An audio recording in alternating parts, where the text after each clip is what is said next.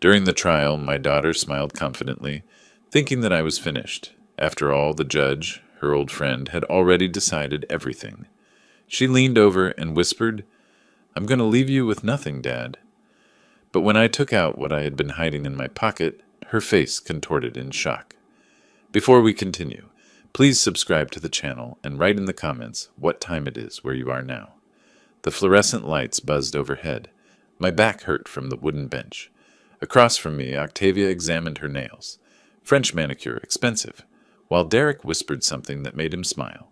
Their lawyer, Luther Hayes, checked his Rolex for the third time in 5 minutes. My phone vibrated. Marlene. "Dad, please don't let them do this.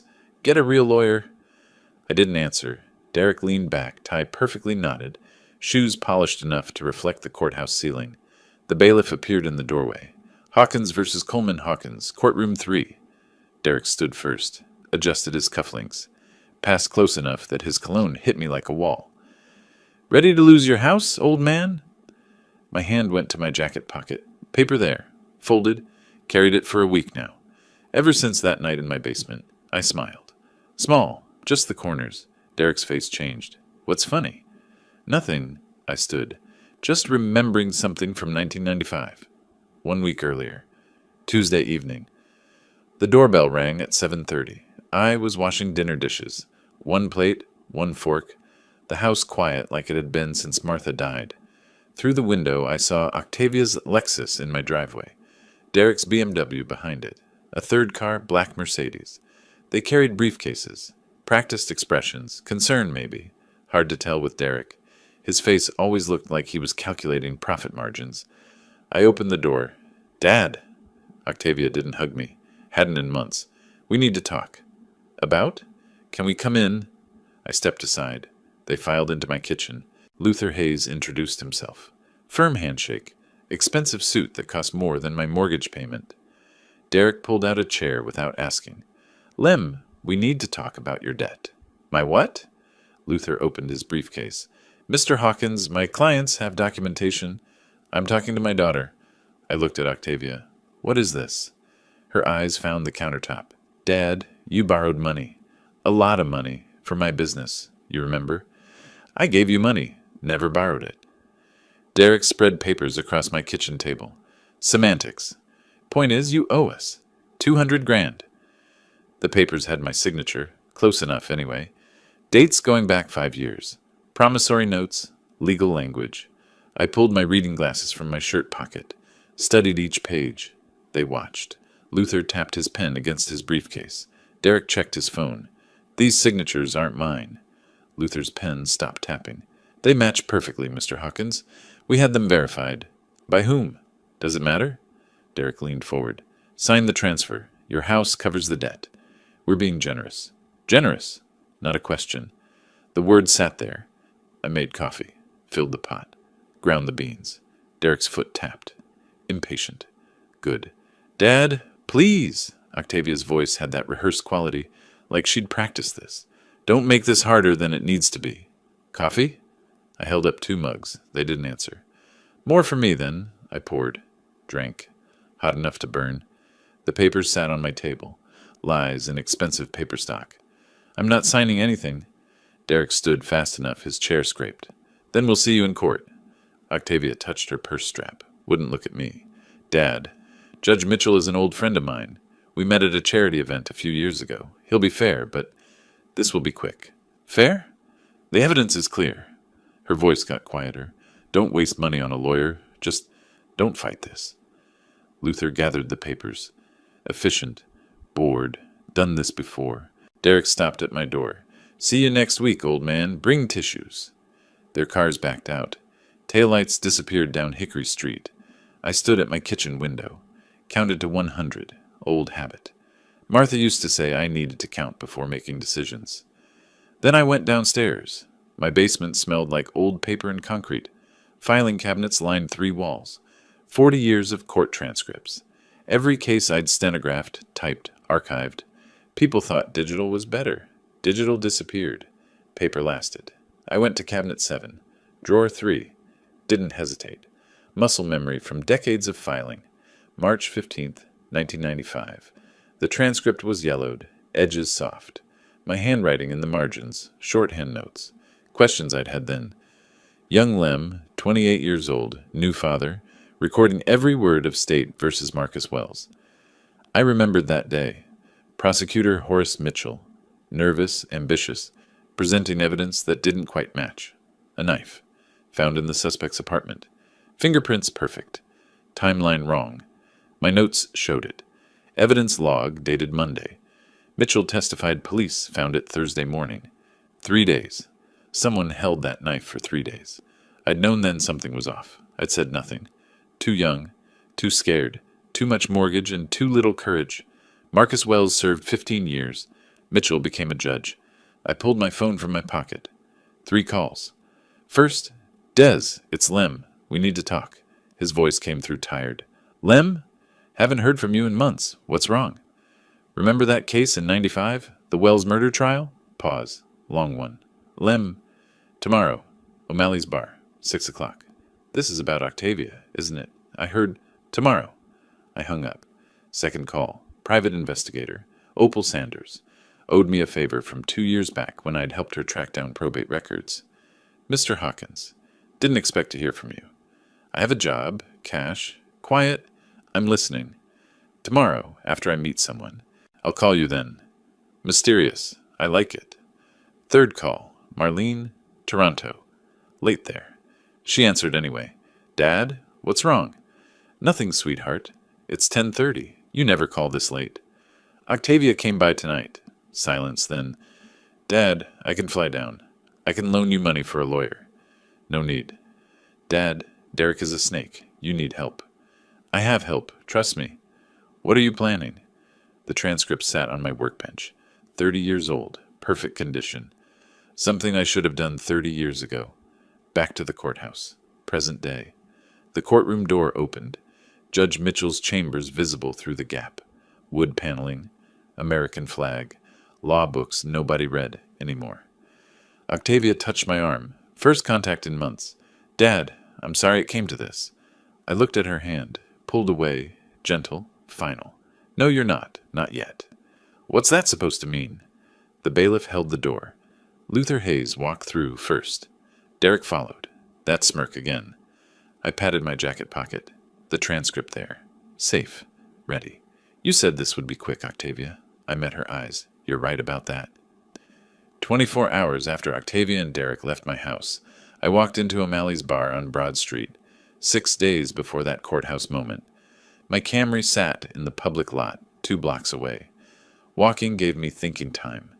The leather messenger bag pulled at my shoulder, heavy with the transcript, my notebook, the weight of 30 years. O'Malley's looked the same as 40 years ago, wood paneling dark with age, Irish memorabilia covering every wall, regulars on their stools like fixtures. Hank at the far end, nursing his beer, same stool since 1995. Des sat in the back booth, already there, always punctual, both of us. Court stenographer habits die hard. You look terrible, he said. Thanks. Whiskey. Since when do you drink? Since yesterday, when my daughter tried to steal my house. Des's face did that thing. Sympathy mixed with something else. Sue from the courthouse had talked. Small town. Everyone knew everything eventually. I heard. I'm sorry, Lem.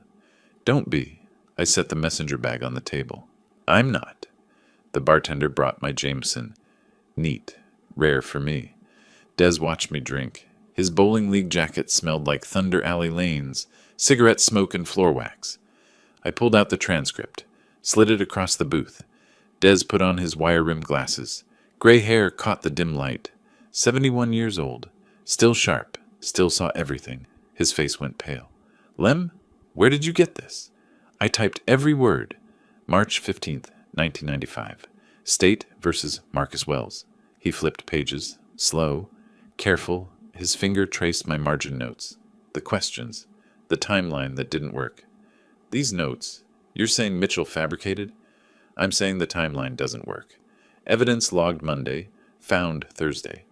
Mitchell testified he was present when they found it Thursday morning. That's... Des's voice dropped. That's evidence tampering. That's a felony. Yes. Marcus Wells. Des removed his glasses, rubbed his eyes. I remember that case. He did 15 years. Innocent. The word hung there, heavy, final. Des drank his beer, set it down carefully. Why didn't you report this? 30 years ago. My hand found the glass. Second drink. My hands don't shake, except once, just then. I steadied it. I was 28, Des. Octavia was 2. I had a mortgage. I convinced myself maybe I was wrong. Maybe I misread the log. But you kept the transcript. I kept everything. Every transcript, every case. I finished the whiskey, because part of me knew. Someday, you couldn't have known it would matter like this. No, but I'm glad I kept it. The glass was empty. Good. Universe has a dark sense of humor. Des turned pages. Reading my notes again. Stenographer's shorthand. Codes only we understood. Court language. Evidence language.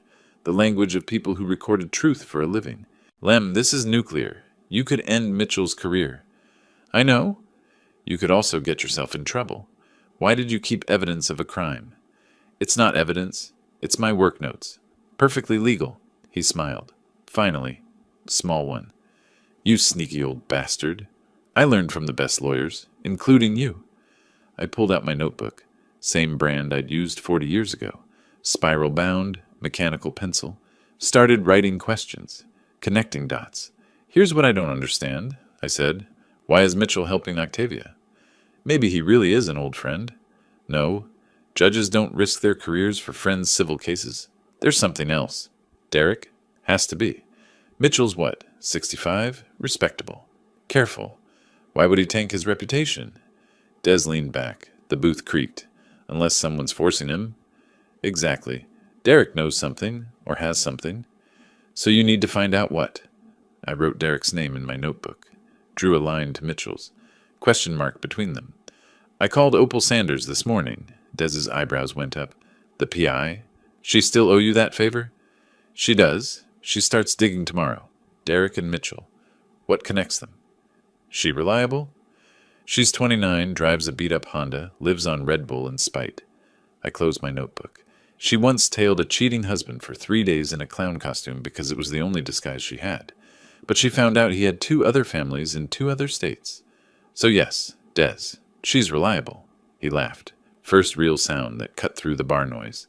Hank glanced over, looked back at his beer. We talked logistics, timeline, court in 6 days. Mitchell presiding. No conflicts of interest declared. Because Octavia was his friend, not his blackmailer's partner. My hand went across the table, gripped Des's wrist. Rare contact. He noticed. Don't tell Marlene, I said. She'll worry. Lem, promise me. He nodded. I released his wrist, picked up the transcript. Handled it like glass. Precious. Dangerous. Been protecting it for 3 decades. Waiting without knowing I was waiting. You know what kills me? I said. I was sitting on this bomb for 30 years, and my daughter picked the worst possible judge to threaten me in front of. If Derek's the mastermind he thinks he is, he should have done his research. Then again, he calls me old man like it's an insult. Des smiled. Old means you remember. Old means I have receipts. Hank shifted on his stool, closer to our booth, pretending to read the menu he'd memorized in 1990. The Wells case, I said, quieter. March 95. Terrible thing. Hank's head turned, just slightly. My stomach dropped. You know they let him out eventually, Hank called over. Saw it in the Chronicle, DNA or something. Innocent the whole time. Terrible thing. I froze. Des's eyes widened. Yeah, I said. Casual. Forced. Terrible. Hank returned to his beer, but the damage was done. Small town, small bar. People remembered. People talked. Des leaned close, whispered, You need to be more careful. If word gets to Mitchell, you're asking about that case. I know. The transcript went back in my bag. We needed to leave. Move faster. Court in 6 days. No more public discussions.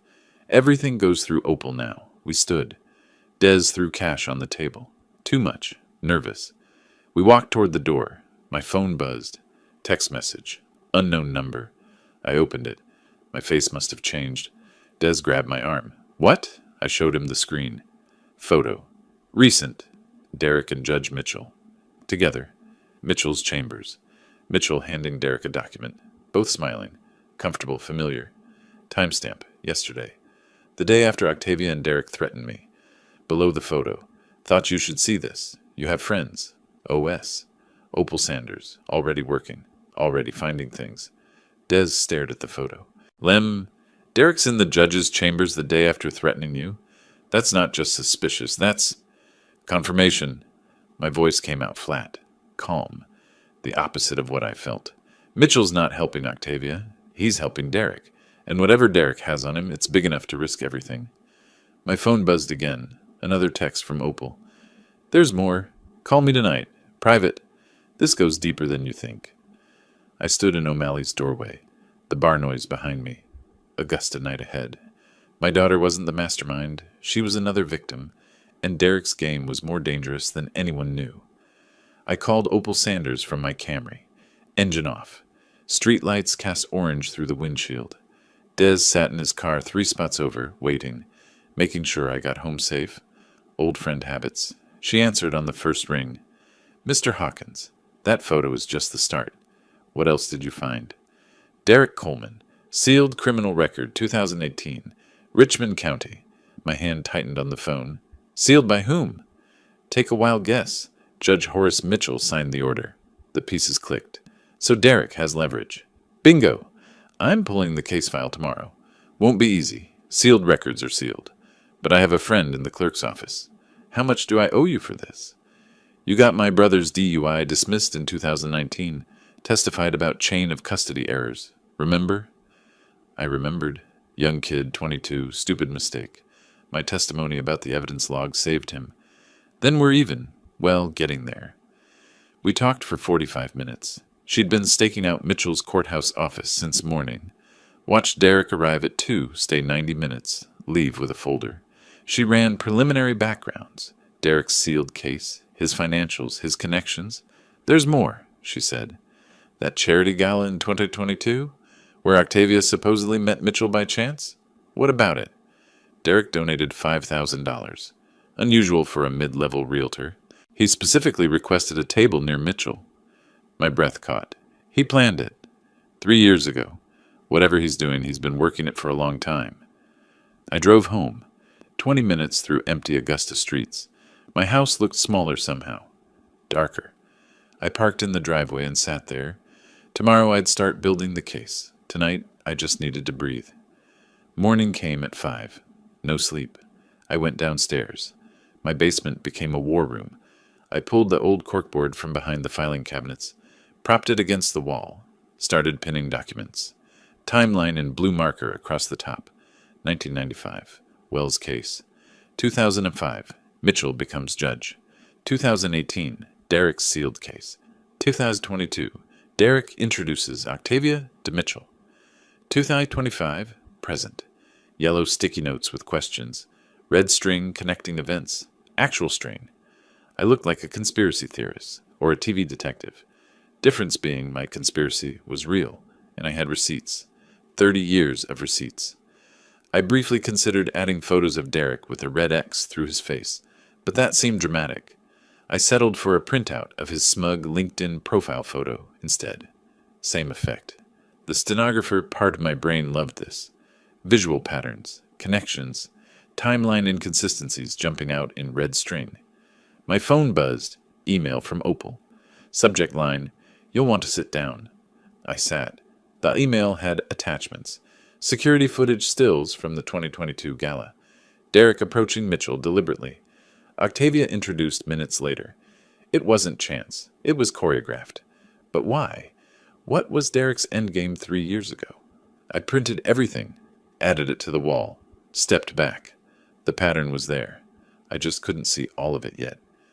That afternoon, I drove to Waffle House on Gordon Highway. 15 minutes. Marcus Wells sat in a corner booth. Coffee already cold in front of him. He looked 70. He was 55. Prison does that. You're the stenographer? His voice was rough. From my trial. I was. I'm sorry, Mr. Wells. Sorry?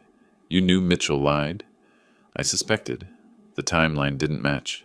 But I was 28. New father. Mortgage. The word stuck. I didn't have proof. Just notes. I did 15 years. I know. and I can't give you those years back, but I can help you get justice now." Wells laughed. Bitter sound. "Justice? Man's a judge now, untouchable. Not if we do this right. He's dirty. Was dirty then, is dirty now. And now he's helping someone steal my house. Karma's a funny thing." I slid the transcript across the table. He read my margin notes slowly. His hands shook. "What do you need?" "You're the victim. The proof Mitchell fabricates evidence. When the time comes, I need you to tell your story. Publicly." "When?" "Soon." He studied me, evaluating. "Why should I trust you? You stayed quiet for 30 years. Fair question. Because I'm not asking you to trust me. I'm asking you to trust yourself. You know what happened. You know Mitchell lied. Help me prove it." Wells folded the transcript, pushed it back. "Keep it safe. And when you're ready, I'll be there." The next morning, I visited a strip mall across town. Carl Pitts' law office sat between a nail salon and a vape shop. Water stain on the ceiling shaped like Florida. Carl's law degree hung crooked. Correspondence school. "Mr. Hawkins," he stood nervous. "Have a seat." His desk was cluttered. Files stacked haphazardly. Coffee rings on every surface. "So, Mr. Hawkins, you're being sued by your daughter for $200,000? That's what she claims. And you have documentation proving you didn't borrow this money?" "The promissory notes are forged." Pitts shifted papers. "Well, we'll need to prove that. Handwriting analysis, maybe forensic accounting." "How much would that cost?" "Oh, several thousand, maybe 10, 15. I have $500. His face fell. "500, mister." "Hawkins, that's not, for a case like this? Can you represent me or not?" He deflated. "Completely." Yes. But I have to be honest. Against Luther Hayes, this will be difficult. I understand. Do your best. I was paying this man to lose my case, and I still felt like I might be overpaying. The water stain judged me silently. That evening, Marlene called, practically screaming. "Dad, I Googled Carl Pitts. He has a 2-star rating on Yelp." Since when do lawyers have Yelp ratings? "Since forever. Dad, he lost 12 out of 14 cases last year. Those were DUIs. "Exactly. He loses DUIs.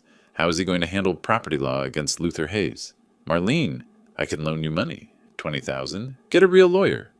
"No." "Dad, you're being stubborn. This is your house. Where will you live?" "Trust me, sweetheart." "That's what you keep saying, but have I ever let you down?" Quieter now. "No." "Then trust me now, please." She hung up. Not angry, just scared. I didn't blame her. Downtown Augusta, Rita Chen's notary office, 5th floor of an old building that smelled like coffee and copy toner. Rita was 60-something, stern, glasses on a chain. Took her job seriously. I laid the 1995 transcript on her desk, my stenographer's certification from that era beside it. "Mr. Hawkins, this is 30 years old. I made that copy in 1995. It was legal then. Stenographers kept working copies." "And you've had it since?" "In my basement. Every transcript I ever made. I never throw anything away." She examined my certification, my signature from 3 decades ago, the transcript pages. "This could be explosive if it proves a judge fabricated evidence." "Yes." Rita stamped the document. Official seal. "I'm notarizing that this appears to be a legitimate court transcript copy, and that you've provided your certification ID from 1995. What you do with it is up to me. Thank you, Rita." Thursday evening. Bowling alley. Des was horrified. "Carl Pitts. You hired Carl Pitts." "I did." "The man who once showed up to court with his fly unzipped? Was it unzipped the whole time?" "Lem, this isn't funny." "It's a little funny, but it's necessary." "Explain." I set down my bowling ball. "If I hire a good lawyer, I might actually win the case. Or draw it out. Or settle." "And that's bad?" "That's incomplete. I don't want to beat Octavia in civil court. I want to expose why Mitchell is helping Derek. I need Mitchell confident, smug, making mistakes." Understanding dawned in his eyes. "So you're going to lose. Spectacularly. And when Mitchell thinks he's won, when Derek thinks he's safe, when Octavia thinks I'm defeated, you pull the transcript. I pull the transcript." But something bothered me. At the bar earlier, I'd mentioned the Wells case, not loudly. But Hank, old regular at the end, had perked up. Wells case? I remember that. I'd changed the subject fast, but damage was done. Small town. People talked. Des had warned me. You need to be more careful. If word gets to Mitchell. I knew. First crack in my careful planning. Emotional, angry, capable of mistakes. No more public discussions. Everything through Opal now. Friday night, late. My phone rang.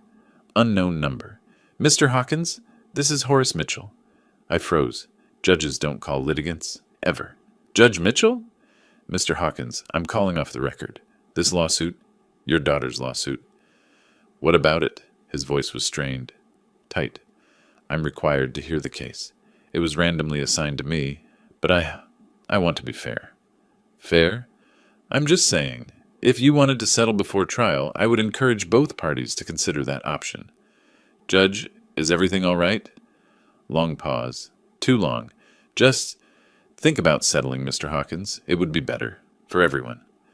He hung up. I sat in my basement, surrounded by my war room, red string, timeline, questions. Mitchell was terrified. Derek was pushing him. The judge tried to warn me, or it was a trap. I called Opal immediately. Mitchell just called me, directly. That's insane. Judges don't do that. He told me to settle. Said it would be better for everyone. Lem, either Mitchell is trying to help you, or Derek told him to scare you off. Either way, I'm in deeper than I thought. Court in 3 days. And now Mitchell knew I wasn't backing down. I woke up at 5 a.m. on the day I planned to lose everything. Coffee first, black, then shower, then choosing what to wear. My father's watch. My best suit from Martha's funeral 3 years ago. The uniform of defeat. The 1995 transcript went in my inside jacket pocket. Folded carefully. Safe. I drove to Richmond County Courthouse, parked in the public lot. Carl Pitts arrived in an ancient Corolla, looking like he might vomit. Luther Hayes stepped from a Mercedes, checking his phone. Bored already. Derek and Octavia arrived together, her Lexus. He got out first, opened her door. Gentleman act. She wore navy blue, professional, trustworthy. Derek saw me across the lot, that smirk. I nodded once. Kept walking. Courtroom 3. Second floor. I'd been here 1,000 times. Recording cases, other people's disasters. Now mine. Judge Mitchell entered at 9 sharp. Gray hair, expensive suit, exhausted face. All rise. We rose. Mitchell's hands shook when he shuffled papers. His eyes found Derek in the gallery. 3rd row, then looked away fast. Luther Hayes stood. Smooth. Polished. Your Honor, this is a straightforward case. The defendant, Mr. Lemuel Hawkins, borrowed $200,000 from his daughter over 5 years. We have documentation. We have bank records. We have Mr. Hawkins' own signed promissory notes promising repayment. He displayed documents on a screen. Blown up. My alleged signature. Dates. Amounts. The total debt is $200,000. Ms. Coleman Hawkins has been patient. She's been understanding. She's been generous. But her father has refused every request for repayment. She has no choice but to seek legal remedy. Perfect delivery. Practiced. Convincing. Mitchell looked at Carl Pitts. Mr. Pitts, your opening. Carl stood, papers shaking in his hands. Yes, Your Honor. My client, Mr. Hawkins, he maintains that these signatures are not authentic. He gave money to his daughter. He didn't borrow it. Mitchell leaned forward. Do you have evidence of forgery? We would need to hire an expert. Do you have an expert? Not at this time. Then sit down, Mr. Pitts. Carl sat, deflated. I patted his arm. You're doing fine. He looked like he might cry. Luther Hayes called Octavia to the stand. She took the oath. Sat. Composed. Ready. Ms. Coleman Hawkins, when did you first loan your father money? In 2020. February. He called me, said his pension wasn't enough for repairs on his house. The roof was leaking. How much did you loan him? $15,000. And did he promise to repay you? Yes, he signed a note. Hayes showed the document. That's his signature. Did he repay you? She shook her head. No. 6 months later, he called again. Said he needed money for medical bills. I sent $25,000. Over 5 years. How many times did he borrow money? 12 times. Always with a reason, always with a promise. And the total? $200,000. Did he repay any of it? Nothing. When I asked, he became angry. He said I was ungrateful, that he raised me, paid for my college. I owed him. I watched her. She didn't look at me once. Not once. Hayes thanked her, sat down. Carl Pitts stood for cross-examination. Slow, uncertain. Ms. Coleman Hawkins, isn't it true that you asked your father to invest in your boutique? He volunteered, but you asked him. He offered, as a loan, with the understanding he'd be repaid. Do you have documentation of that understanding? Yes. The promissory notes. What if I told you those signatures don't match? Hayes shot up. Objection, speculation. Mr. Pitts has no expert testimony. Mitchell didn't hesitate. Sustained. Mr. Pitts, do you have actual evidence? No, Your Honor. Then move on or sit down. Carl sat. No further questions, I whispered to him. Don't try too hard. He looked at me. Confused. Lost. Lunch recess. Noon. I bought coffee from the courthouse cafe, sipped it slowly, checked my phone. Derek was nodding so hard during Octavia's testimony, I worried about whiplash. The irony of a con man calling me manipulative wasn't lost on anyone with a functioning brain. Unfortunately, Judge Mitchell seemed to have misplaced his. Octavia approached, alone at first, navy suit, expensive shoes. Dad, please, sign the deed. This doesn't have to get worse. Worse for whom? For you. Judge Mitchell is going to rule against you. I know you think... You know what I think? I know you're stubborn, but this is over. Just accept it. Derek appeared, smiled. Listen to your smart daughter, old man. Old man, you keep saying that. Because it's true. You're old, confused. You probably don't even remember borrowing the money. My memory is excellent, Derek. Really? Then you remember signing these? He waved a promissory note. I remember a lot of things. From a lot of years. Octavia's face changed, just slightly. Dad, what does that mean? It means I'm not as helpless as you think. Derek laughed. Helpless? You hired Carl Pitts. You are helpless. Maybe. Or maybe I know exactly what I'm doing. Then what are you doing? My hand touched my jacket pocket. The transcript there. Safe. Derek's eyes followed the movement. Locked on my pocket. I dropped my hand. Too late. Waiting, I said. Waiting for what? You'll see. Afternoon session. Mitchell requested all parties empty pockets. Any recording devices, per court rules. Unusual. Very unusual. I put my keys, wallet, phone on the defendant's table. The transcript stayed in my inside jacket pocket. Technically internal, not a pocket. But Derek watched. Close. Suspicious. I'd underestimated him. He wasn't just a con man. He was observant. Careful. This would be harder than I thought. Court adjourned at 4. Tomorrow. Closing arguments and ruling. People filed out. I packed Carl's useless briefcase. Slow. Last to leave. Luther Hayes stopped. Mr. Hawkins, you should seriously consider settling. The judge will rule against you tomorrow. Save yourself the formal loss. I nodded. Said nothing. He left. I reached the courtroom door. Judge Mitchell's voice stopped me. Mr. Hawkins, a moment. I turned. Mitchell stood at his bench, robe still on, looking older than 65. Close the door. I closed it. The bailiff stepped out. We were alone. I want you to know, this isn't personal, isn't it? I'm following the evidence, the law. Of course you are. Pause. Heavy. You seem very calm for a man about to lose his home. Do I? Most people in your position would be angry, desperate. I'm not most people. Mitchell studied me. No, you're not. You were a court stenographer. 40 years.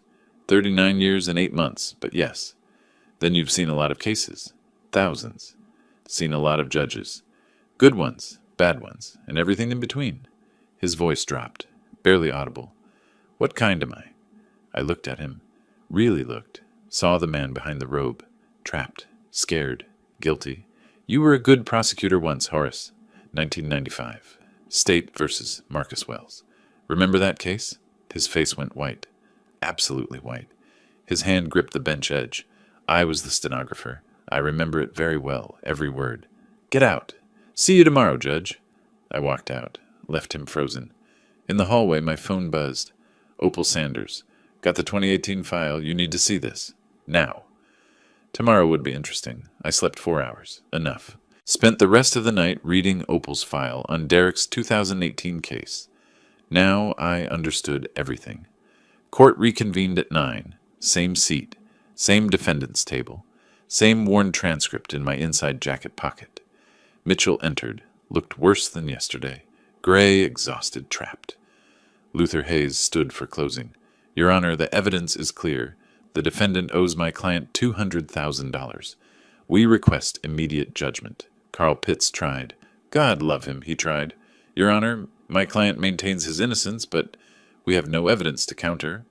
Mitchell nodded, lifted his prepared statement. Having reviewed the evidence, the promissory notes, the testimony, I stood. Mitchell stopped mid-sentence. Mr. Hawkins? Your Honor, I have one question for the plaintiff. This is highly irregular. I've heard testimony. One question. That's all I ask. Mitchell paused, calculation behind tired eyes. Maybe he thought I'd embarrass myself. Maybe some part of him wanted to delay the inevitable. One question, Mr. Hawkins. Then I'm ruling. Octavia returned to the witness stand, confused but confident. Derek whispered something encouraging from the gallery. She smoothed her navy suit. I kept professional distance. Octavia, do you really believe Judge Mitchell is helping you out of friendship? What? I don't... What kind of question is that? A simple one. You said he's an old friend, that you met at a charity event 3 years ago. Yes, and did you ever wonder why a respected judge would risk his reputation to help you win a civil case? Luther Hayes shot up. Objection. Relevance. Sustained. Mr. Hawkins, ask your question, or sit, because I don't think he's helping you out of friendship, Octavia. I think he's helping you because your husband is blackmailing him. The courtroom erupted. Derek jumped up. His chair hit the floor. Metal on marble. Beautiful acoustics. The courtroom had excellent sound design for dramatic moments. I appreciated that. Derek did not. That's insane. Your Honor, this is defamation. I ignored him. Kept looking at Octavia. Derek introduced you to Mitchell deliberately. It wasn't chance. Dad, what are you talking about? Derek pushed forward. Don't listen to him. He's desperate. Making up lies. Am I? I reached for my inside jacket pocket. Slowly. Everyone watched.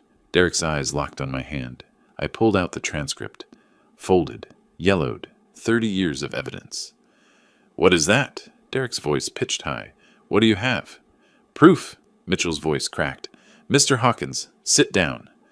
Proof that Judge Mitchell fabricated evidence 30 years ago. Proof that sent an innocent man to prison. Proof that your husband used to force the judge to rule in your favor.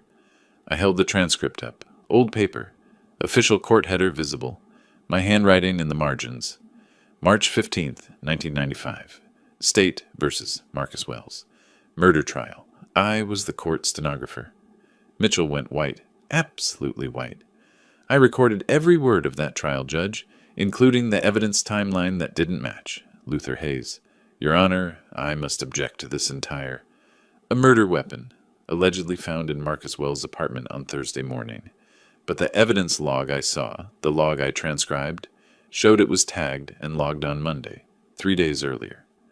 Mitchell stood, swayed. Bailiff! Someone held that weapon for 3 days. Someone added Wells' fingerprints. Someone fabricated evidence. And that someone was prosecutor, Horace Mitchell. Derek screamed. This is all speculation. He has no proof. I looked at the back row. I have 30 years of proof. My notes, my observations, my sworn testimony as an officer of the court. Marcus Wells stood, slow, deliberate. I'm Marcus Wells. The courtroom went silent, actually silent. I spent 15 years in Georgia State Prison for a murder I didn't commit. 15 years. My wife left. My children grew up without me. My mother died while I was inside. Mitchell sat down heavily, like his legs gave out. You did that, Judge Mitchell. When you were a prosecutor, you put me there with your lies, Octavia whispered. Dad, is this true? It's true, every word, and I can prove it. Derek turned to her, desperate. Don't believe him. Your father is manipulating you. This is crazy. Is it? Is it crazy, or did you know about this? Baby, did you know? Mitchell hit the gavel. Weak strikes. Tap, tap, tap. It sounded less like order in the court and more like, please stop yelling at me. 30 years as a judge, and he'd forgotten how to use his hammer. Karma had a sense of timing. This court is in recess. Bailiff, clear the courtroom. I looked at him. Really looked. Are you recessing, Your Honor, or are you running? Mr. Hawkins, you are in contempt. I'm in contempt? You fabricated evidence that destroyed a man's life. Clear the courtroom. The bailiff approached, gentle hand on my arm. Sir, you need to come with me. Of course, I've said what I came to say. As I walked down the aisle, I passed Octavia, still frozen in the witness box. Your husband isn't who you think he is. Neither is your friend the judge. Dad? And those promissory notes? Check the signatures yourself, Octavia. Really look at them. The hallway buzzed, lawyers whispering. Someone had photographed the transcript through courtroom windows. Marcus Wells followed me out. We stood together, didn't speak, just shared a nod. Derek burst through the doors, wild-eyed, disheveled. He grabbed my arm. I shook him off. Don't touch me. That transcript proves nothing. It's your notes? Hearsay. Is it? We'll let the Georgia Bar Association decide that. You'll regret this. I'll destroy you. You'll what? Blackmail another judge? That worked out well. Desperation replaced anger. You don't understand. Mitchell wasn't what? Innocent? No, he wasn't. Neither are you. He changed tactics. Octavia will never forgive you for this. You've ruined her life. No, Derek, you did that. My phone rang. I answered, listened. When? Pause. Are you certain? Pause. I'm on my way. I hung up, looked at Derek. That was Opal Sanders, my private investigator. His face changed, fear replacing everything else. She's at your house in Atlanta, your other house, where your other family lives. Derek went white, stumbled backward against the wall. Did you really think I wouldn't find out? I walked away, left him collapsed there. Marcus Wells followed. Behind us, through the courtroom windows, Octavia emerged. She saw Derek's state, stopped, confused. She didn't know yet, but she was about to learn everything. 20 minutes later, I stood in the courthouse hallway holding my phone. Derek crumpled against the wall 10 feet away, looking like he'd been hit by a truck. He had been, just not the kind with wheels. Mitchell's secretary approached, nervous. Judge Mitchell requests all parties in chambers, immediately. Derek barely stood. Octavia appeared from somewhere, mascara smudged, face blank. Luther Hayes materialized, already calculating exit strategies. Carl Pitts followed like a confused puppy. We filed into Mitchell's chambers. Wood paneling, law books nobody read, photos of the judge with politicians who'd abandon him tomorrow. Mitchell sat behind his desk, still in his robe, hands shaking. He spoke before anyone else could. I'll resign within 30 days. I'll refer Marcus Wells to the GBI. I'll dismiss your case immediately, with prejudice. Just, what else do you want? I blinked. That's it? What else is there? My career's over. My reputation is destroyed. You've won, Mr. Hawkins. I didn't want to win, Judge. I wanted justice. Justice. Bitter laugh. I don't even know what that means anymore. I pulled out more papers, laid them on his desk, methodical, organized. These are phone records, calls and texts between Derek and Judge Mitchell. 6 months of correspondence. Luther Hayes read over my shoulder. His face did calculations faster than a Wall Street computer. Client scandal plus public exposure plus his firm's name in tomorrow's headlines equaled time to distance himself. I watched him scoot his chair an inch away from Octavia. Subtle, professional, cowardly. Text from Derek Coleman, January 15th. I know about Marcus Wells, 1995. Evidence problems. Want me to keep quiet? Your response, Judge. What do you want? Derek found his voice. Those could be fake. Anyone can fake text records. Shall we get a warrant for your phone? Check the originals? Silence. Octavia took the pages from Hayes. Read slowly. Her face transformed. Make sure the old man loses everything. You wrote that. About my father. Baby, you don't understand the context. What context makes that okay? He was trying to ruin your business. I was protecting you. By blackmailing a judge? I didn't blackmail anyone, I read aloud. Do this or the Wells case becomes public. Your choice, Judge. That's March 3rd. Definition of blackmail. Mitchell's voice. barely audible. He found out during his own case. 2018. Real estate fraud charges in my court. He was looking for ways to, and he found Wells. Derek rounded on him. This is your fault. If you just ruled for Octavia like you promised, like I promised, you threatened me, you forced me. You came cheap for a judge. One mistake from 30 years ago and you folded like paper. My mistake sent a man to prison for 15 years. And my leverage got you to do the right thing. Octavia deserved that house. Octavia stood. No, I didn't. The signatures were fake. You forged them, didn't you? Didn't you? Derek caught. Trapped. You needed to believe? You forged my father's signature. You faked the promissory notes. You dragged me into court to lie for you. For us! For our future! We don't have a future. Luther Hayes stood. Mr. Coleman, I'm withdrawing as counsel, effective immediately. You can't do that. I absolutely can, and I am. Good luck. He moved faster than I'd ever seen a lawyer move without hourly billing involved. The door practically left scorch marks. I respected his survival instincts. Rats, sinking ships, and all that. He'd probably bill Octavia for the exit. Octavia held her phone, searching something. Her face went through stages. Confusion, comprehension, devastation. Derek, who is Heather Morrison? He paled. Who? I don't... 2847 Riverside Drive, Atlanta. House in your name and hers. Who is she? That's business. It's complicated. Is she your wife? No. God, no. She showed him her phone screen. Then why are there photos of you two at a wedding? From 2017? Long silence. Heavy. Crushing. Octavia, I can explain. You're married to her. It's not a real marriage. It was for tax purposes. Tax purposes. That was a new one.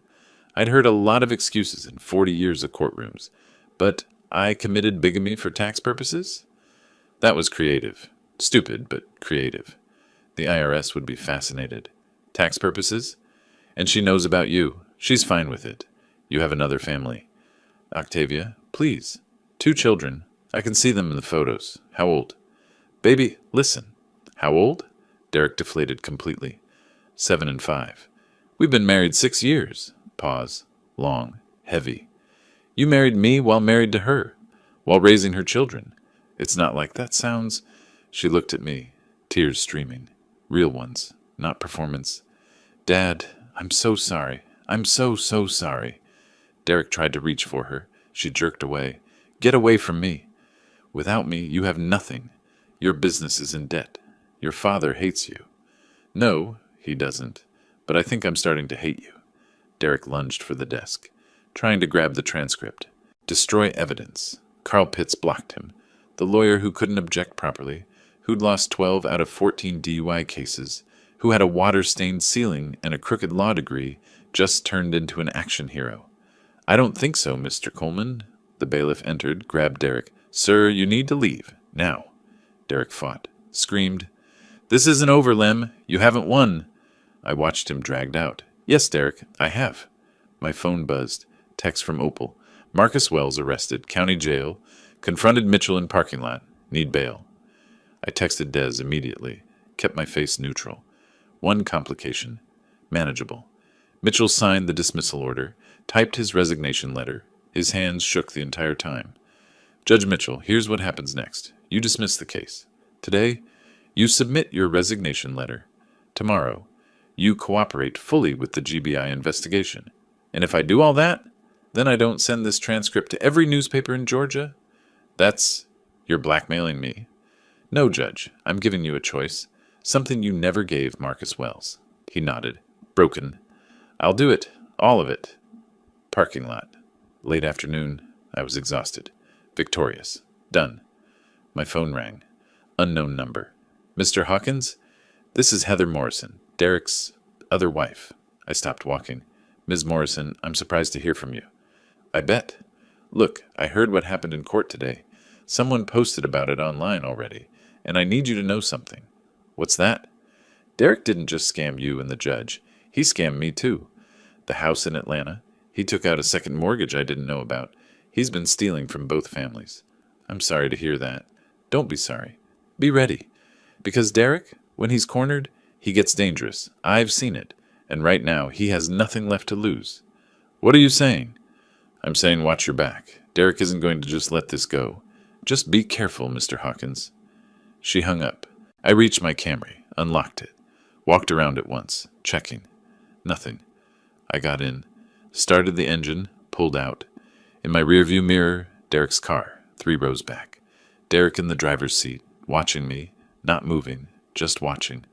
I'd won in court. I'd exposed Mitchell. I'd saved my house. But Heather Morrison was right. This wasn't over. 3 days passed. Mitchell's resignation made the front page. Derek vanished. Octavia. I didn't know where she was, until my doorbell rang at 2 a.m. I'd been in my kitchen reviewing documents from Opal. Couldn't sleep. Too wired. I approached the door cautiously. Heather's warning about Derek being dangerous echoed. Through the peephole, Octavia. Destroyed. No makeup. Hair disheveled. Eyes swollen. I opened the door. She collapsed into a chair, could barely speak. Dad, I didn't know.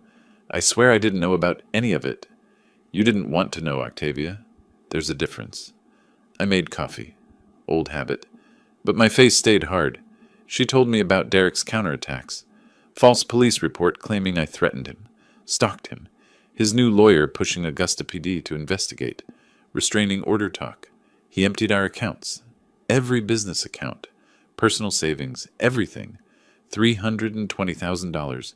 I can't make payroll. Can't pay rent.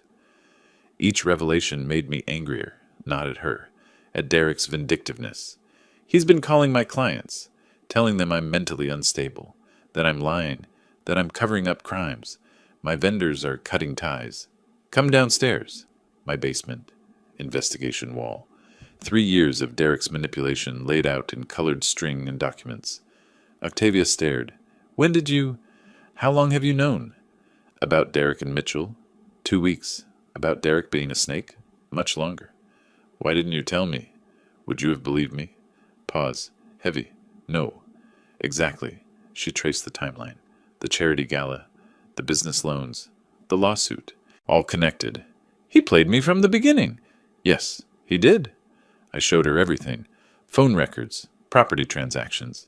The sealed 2018 case. Then Atlanta. Derek's other family.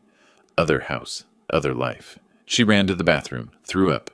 When she emerged, she was different. Harder. Angrier. Octavia, there's something you need to understand. You committed perjury. Her face went white. What? No, I just testified. You testified under oath. You swore those promissory notes were real. You said my signatures were authentic. That's a felony. 2 to 10 years. But I didn't know they were fake? Did you check? Did you verify? Or did you just believe Derek? Silence. She hadn't checked. Believed her husband over her father. The DA could charge you tomorrow. Mitchell's case is getting major attention. They'll want everyone involved. What do I do? That depends. Are you ready to tell the truth? At 4 a.m., my landline rang. Heather Morrison. I put it on speaker. Mr. Hawkins, Derek called me. He's panicking. He asked me to lie for him, give him an alibi. He wants me to take the kids and leave the country with him. Said he has $300,000 in cash. Octavia's stolen money. Heather emailed an audio file. We listened. Derek begging his other wife to run away with him, promising her the money he stole from Octavia. Octavia's face hardened completely. I'll help you destroy him. Morning came. We sat at my kitchen table. Planning. Really planning together for first time in years. My phone rang. Marcus Wells. Mr. Hawkins, I heard Derek emptied your daughter's accounts. I think I know where some of that money is. Wells had been watching Derek for months. Saw him making deposits at a check-cashing place on Broad Street. Had photos. Timestamps. I want to help. Derek profited from what Mitchell did to me. Time he paid for that, too. I pulled property records while Wells talked. Something caught my eye. Address. 1847 Riverside Drive, Augusta. Derek purchased it in 2019 from W Family Trust. I checked my notes. Wells' family address. Marcus, did Derek buy your family's house? Long pause. How did you know? Property records. $45,000. It was worth $200,000. My mother was desperate. Sick. I was in prison. Derek took advantage. Octavia stared at the deed. He bought your house? He profited from Mitchell's crime against me. Then he used that crime to blackmail Mitchell. The cruelty was breathtaking. Wells arrived an hour later, shook Octavia's hand. "Let's get him." We worked through morning, drafting Octavia's statement, gathering evidence, contacting the DA. I went to my basement alone, pulled a photo from my desk drawer. Octavia, at age 7, gap-toothed smile, holding my hand at the beach. I stood there holding that picture. For the first time since this started, I wondered if I'd gone too far. Octavia was going to confess to perjury, might face charges, had lost her business, her marriage, her reputation, everything gone.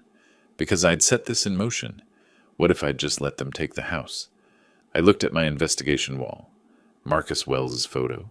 15 years stolen. Derek's multiple families. His frauds. His manipulations. No, I didn't start this.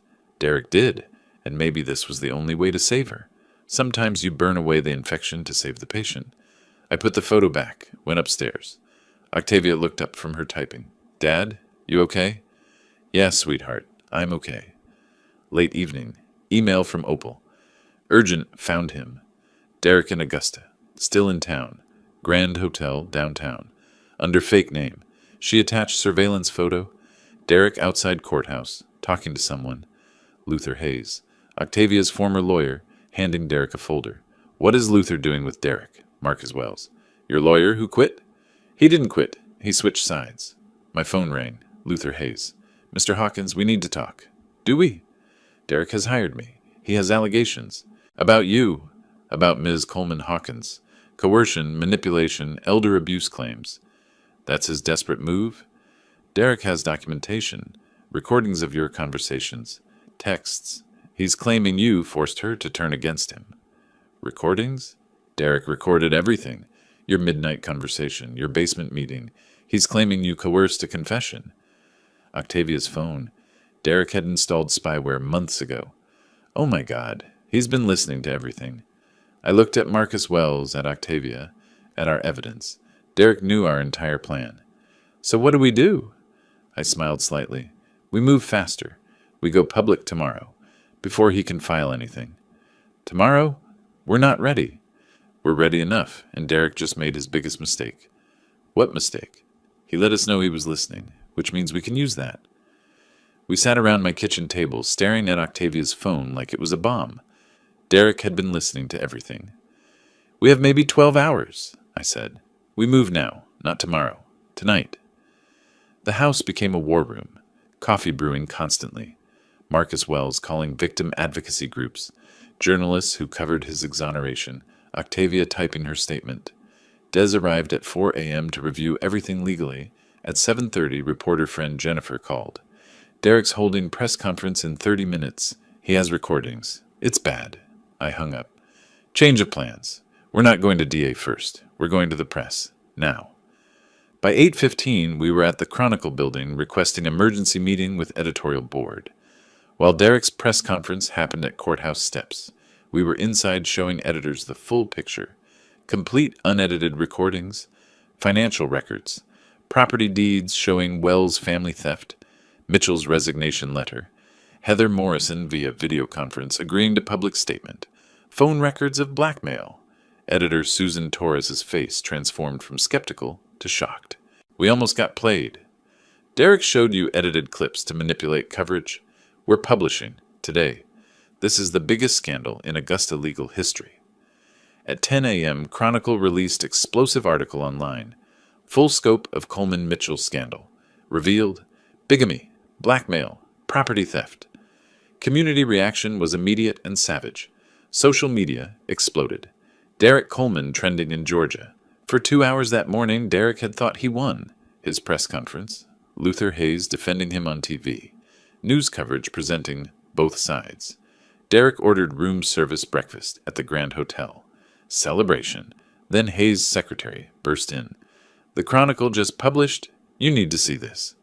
Hayes read it, went white. His reputation now tied to Derek's guilt. He started damage control, which meant abandoning Derek. Again. Derek's phone started buzzing. Friends calling him lying sack of shit. Heather sending, "You destroyed our lives." He pulled up the article. Read his own words, unedited, proving his guilt. Saw Heather's testimony. Wells' story. The room service arrived. He couldn't eat. His victory lasted 120 minutes. By noon, TV news crews were hunting him. Luther Hayes called press conference to withdraw. I was provided incomplete information. Running again.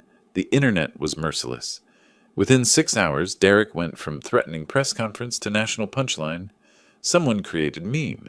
Derek's face with caption, "Got married to second woman for tax purposes. Tax preparers hate this one weird trick." I almost felt bad. Almost. Then I remembered he called me old man and tried to steal my house. Saturday evening, Marcus Wells got a call. Augusta City Council meeting Tuesday night. Mitchell was supposed to receive Service to Justice Award. Ironic timing. City Council wanted to use that meeting to address the scandal. Invited Wells to speak. Lem to present evidence. Public to witness. Derek would be there. Subpoenaed. Everything comes full circle. Hotel staff reported Derek's room was disaster. Furniture blocking door. Multiple whiskey bottles. TV constantly showing news coverage of himself. When manager knocked about checkout, Derek screamed, "Go away! I'm calling my lawyer." "Sir, we need you to leave by tomorrow." "I said go away." He made desperate calls. To Luther Hayes, "You piece of shit, you can't abandon me. I'll sue you." To Heather, 8 voicemails escalating from apologetic to threatening. To Octavia, blocked. Messages didn't deliver. Saturday evening, Derek tried checking out back entrance wearing baseball cap and sunglasses. Reporters spotted him. He retreated. Tried again at 2 a.m. Front desk. "Mr. Coleman, you have outstanding bill." He threw credit card. Declined. Accounts frozen by bank fraud investigation. "I'll bring cash tomorrow." Never did. Mrs. Patterson told her neighbor, "Can you believe Derek Coleman? 2 wives, and that poor Wells man?" "I always said there was something off about him." "You did not? You borrowed his ladder?" Sunday evening, relative calm. Derek still hiding. Mitchell disappeared. DA would announce charges Monday. City Council meeting Tuesday. My phone rang. Unknown number. Derek's voice. First time since courthouse. "Lem, we need to talk." "Do we?" "Face to face. Tomorrow. Just you and me." "Why would I do that?" "Because I have something you want." "I already have everything. Your crimes are public." "I have the original promissory notes, and I have video of me forging them. Time-stamped, dated, everything." Pause. "Why would you record yourself committing crimes?" "Insurance. I record everything, Lem, including things you don't want public, like Octavia discussing ways to hurt me, like Marcus Wells stalking me, like you and your lawyer discussing ways to destroy me. Meet me tomorrow, noon, Old Tobacco Warehouse on Reynolds Street. Alone, or I release all of it." "That's blackmail, Derek." Again. "Call it what you want." He hung up. Octavia. "Dad, you can't go. It's a trap." Marcus Wells. "He's desperate. Dangerous." "I know." Des. "If he has those recordings, he can release them whether you meet him or not." "Maybe. But if he has video of himself forging my signature, that's evidence. Worth the risk." "What if he doesn't have anything?" "Then I'll deal with it." Wells. "I'm coming with you." He said alone. "I don't care what he said. I've waited 15 years for justice. I'm not letting him hurt you." Monday morning, I loaded my car, small voice recorder in one pocket, the 1995 transcript in the other, still carrying it, still my talisman. I drove toward Reynolds Street, toward confrontation in abandoned warehouse. 40 years transcribing confrontations in courtrooms. Now I was having one in an empty warehouse. The setting changed. The principle stayed the same. Let them talk. Let them reveal themselves. Record every word. The warehouse smelled like rot and abandonment. Pigeons nested in rafters. Windows broken, letting sharp rectangles of light through. Derek stood in the center, 50 feet from me. He looked terrible, unshaven, clothes wrinkled, eyes wild. "You need to call off the DA," he said. No greeting. "Make a public statement. Clear my name." "No. I have recordings. Octavia planning revenge. Wells stalking me. You conspiring. Release whatever you want, Derek. You're still guilty. Of everything." He became unhinged. Started ranting. How I'd forced him to extreme measures. How the house should have been his anyway. How I was vindictive. Cruel. Obsessed. Everything recorded. My pocket device catching every word. including him admitting he forged my signatures. Police arrived. Des had called them early. Told me later he didn't trust Derek not to get violent. Derek realized he'd confessed on my recording. His face went white. "You're under arrest," the officer said. Outstanding warrant. DA had issued it Sunday. Derek screamed threats as they led him away.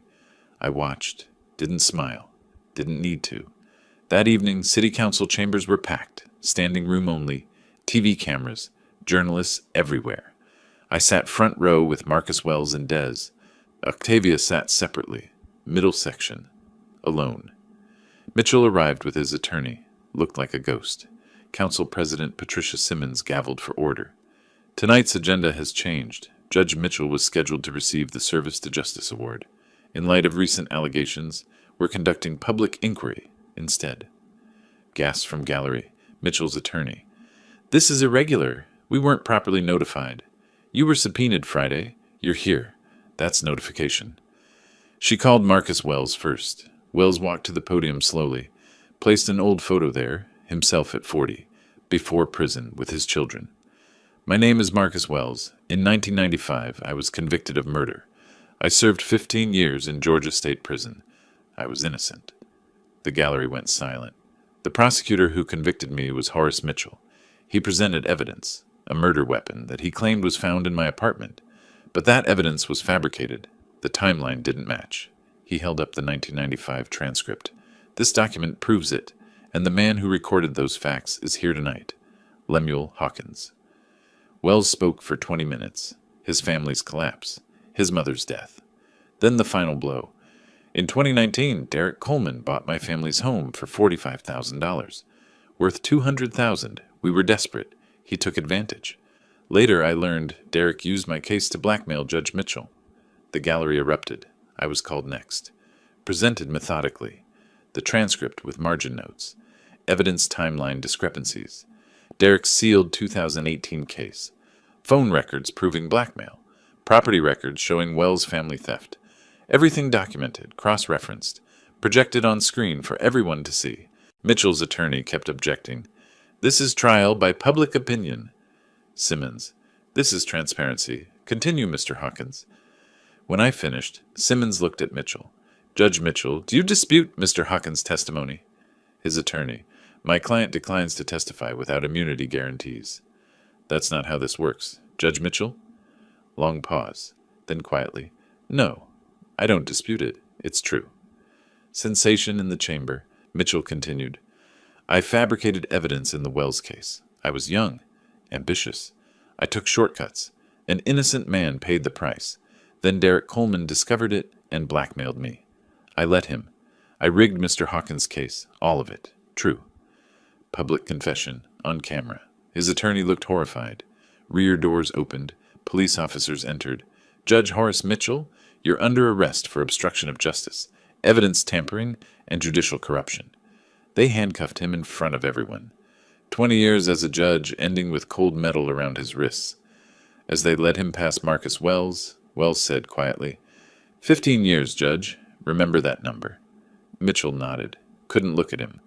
During public comment period, Octavia approached the podium. "My name is Octavia Coleman Hawkins. I'm Lemuel Hawkins's daughter." Murmurs, cameras focused. "I testified against my father. I believed Derek Coleman. I believed the promissory notes were real. I was wrong. Derek forged those documents. He manipulated me for years." She looked at me. "I'm sorry, Dad." I nodded once. Didn't smile. But my eyes softened. Council voted unanimously. Criminal prosecution recommended. Formal apology to Marcus Wells. Commendation for my civic courage. Outside, after, Wells shook my hand. No words needed. 15 years stolen. 30 years of guilt. All acknowledged in that handshake. Octavia approached cautiously. "Dad?" I looked at her. My daughter who'd betrayed me. Who'd just chosen truth over comfort. "You did good tonight, Octavia." Not forgiveness, but not rejection either. Possibility. 3 months passed. Summer arrived in Augusta. Hot. Humid July. My basement felt like a cave. Cool. Dark. Safe. Mitchell was formally charged, held without bail. Derek charged with 8 felonies. Trial dates set. Octavia cooperated with the DA, got probation. Her boutique closed. She worked retail at Macy's now. Media circus died down. Life returned to something like normal. Early July evening, I sat on my back porch. Iced tea. Fireflies in the yard. Peaceful. My phone rang. Octavia. First time in 2 weeks. Dad, can I come over? I need to talk. She arrived looking different. No designer clothes. Target jeans. Simple shirt. Hair pulled back. She carried an envelope. We sat at my kitchen table. I made coffee. Old habit. Long silence. I don't know how to start. Start with truth. That's what I taught you. Truth is, I'm ashamed. Of everything. How I treated you. What I believed.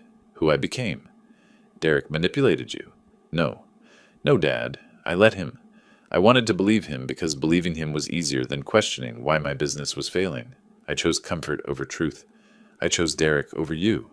That's on me. I nodded. I'm sorry. I know sorry isn't enough. I sued you. I testified against you. I called you a manipulator.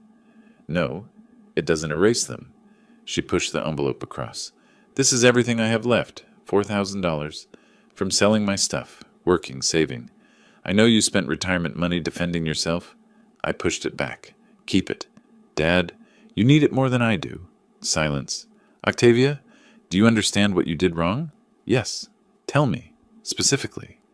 I trusted money over family. I trusted a man I'd known 6 years over my father who raised me. I didn't ask questions when I should have.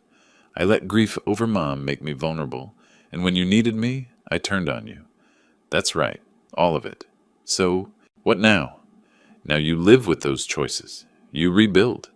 And maybe, in time, we rebuild our relationship. But I can't forgive you completely.